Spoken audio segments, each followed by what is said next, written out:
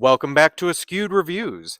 And this week, we have the Dungeons and Dragons movie coming out. So the entire week is going to be filled with Dungeons and Dragons movies. Starting with today, the 2008 animated adventure fantasy, Dragonlance, Dragons of Autumn Twilight. Here is your trivia question for today. What film company was in talks to make a Dragonlance movie in the 90s? The answer will be at the end of this video.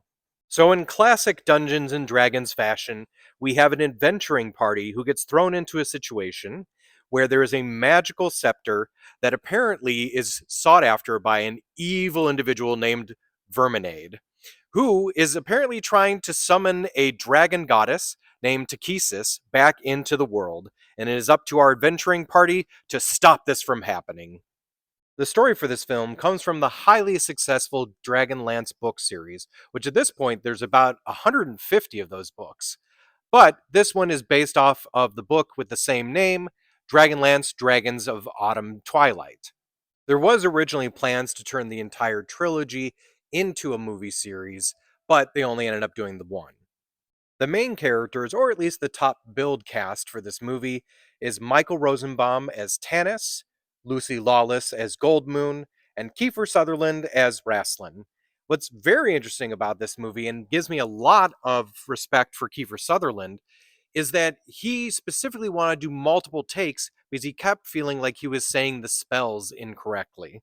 Now, this direct-to-DVD film really does have quite a good cast. Along with those famous actors, you also had Michelle Trachtenberg and a lot of famous voiceover actors like Phil Lamar, Jason Marsden, Fred Tatasciore, and multiple others, which really makes me sad to say, but the voice acting in this movie is not that great, and I don't understand why. With the pedigree of people that they had, it's weird that there were so many people who were either overacting or underacting their performances. And my issue with the voice acting is not even my biggest issue with this movie. My biggest issue is the weird combination of the two animation styles they decided to go with. There's nothing wrong with doing two, but these two do not mesh up at all. Now, what I will say this movie did have going for it is it was based off of a great story, and they did do a good job of representing the story, maybe making it a little too jam packed, but it was still there and still felt like a classic Dungeons and Dragons storyline. Also, they seemed to be directing it towards adults, since there was definitely some high levels of violent nature, and of course, some boob and ass physics with the barmaid, but it really felt almost like a WB Kids or Fox Kids style cartoon show that you would have seen in the 90s. So I enjoyed it, but it wasn't all that great. So I'm going to be giving this movie a 2 out of 5. Now, as for the trivia question from the beginning of the episode, what film company was in talks to make a Dragonlance movie in the 90s? It makes me so sad to know this didn't happen, but there was talks with the Jim Henson Company to do a Dragonlance movie, and I would have loved to have seen that.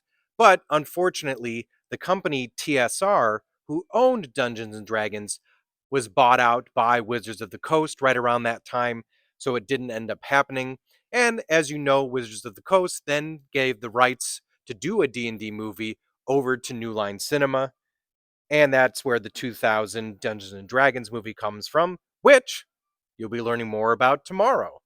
I hope you enjoyed this episode of Askewed Reviews. If there is any movies you'd like to see get a review, just mention it down in the comments. And as always, like, comment, share, and subscribe.